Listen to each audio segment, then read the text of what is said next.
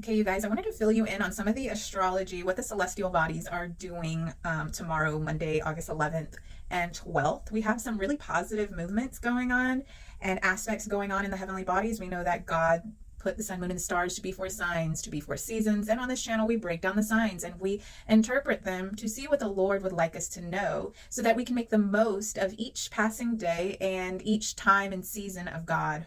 So I really didn't pay attention to the astrology or the heavenly bodies for the 11th and 12th, but I did have notes written down.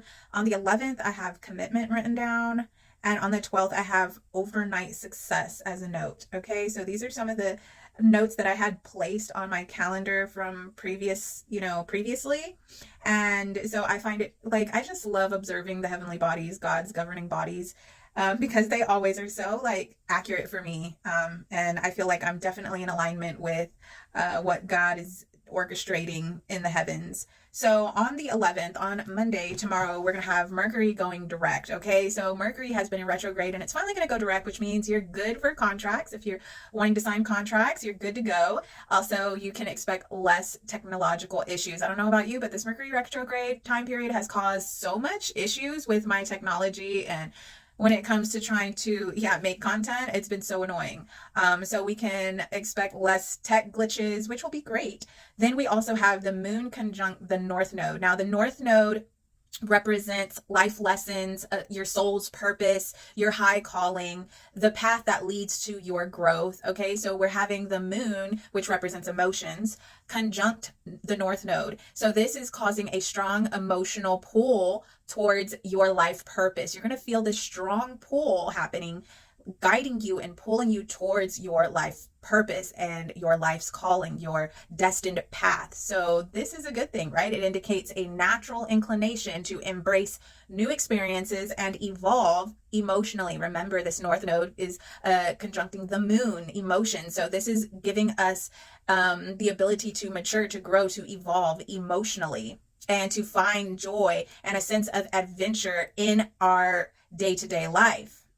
So this aspect is often seen as a favorable aspect for marriage and relationships, fostering a sense of family and emotional renewal. So that's, that's great. This is great for love and family. And for those of us who are the misfits of the world, the rejects, the odd ones, the peculiar ones that don't usually fit in, the black sheep, this is awesome. We're going to have some really favorable movements in the heavenly bodies to bring us and connect us with our emotions, give us more emotional maturity and growth, and also help us, for some of us, step into divine unions, kingdom marriages, and to be surrounded by relationships that seem to give us a sense of family and purpose. And so that is really nice, really awesome, right?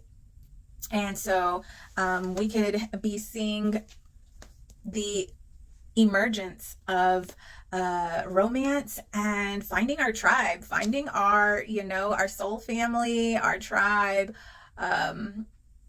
just those that we're going to resonate with and build with. So that's exciting. And then we've got Saturn retrograde in Aries, sextile Uranus in Gemini. Okay, so this is about Saturn. Saturn is the planet Saturn is the planet of discipline. It will beat your ASS, okay, until you learn the lessons. But once you get the lesson, it will reward you, right? This is the influence that God has put in the planet Saturn. And I am an Aquarius sun, and my ruling planet as an Aquarius is Saturn. So I definitely know Saturn don't play. Saturn don't play. Saturn will knock you on your, until you learn the lessons.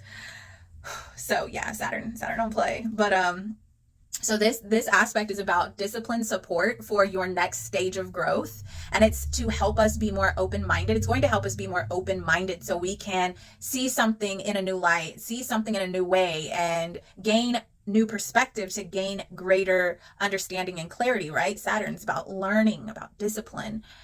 So this is giving us support to help us overcome burnout as well. Okay. The way that this aspect is actually very beneficial, very supportive, less on the I will beat your and more on the like coming in to support us from burnout. So this is nice. And so it's going to help us overcome that burnout. And you're participating. It's asking us to participate, to show up and to participate, but it's not asking us to have forceful participation in it. Like it's not asking of us to be forceful or to overexert ourselves. It's really asking us to kind of just show up, participate in stepping forward into this new beginning, into this destined path that we have going on with the moon conjunct the north node, right? So this is about allowing divine intervention to set us up on this path. You're not going to have to like fight for it. Like we've already did the hard labor, right? So like now we're just being asked to step up, step forward, to embrace the new, to embrace the opportunity. And, we're not going to have to do too much, but we will have to participate. We'll have to show up.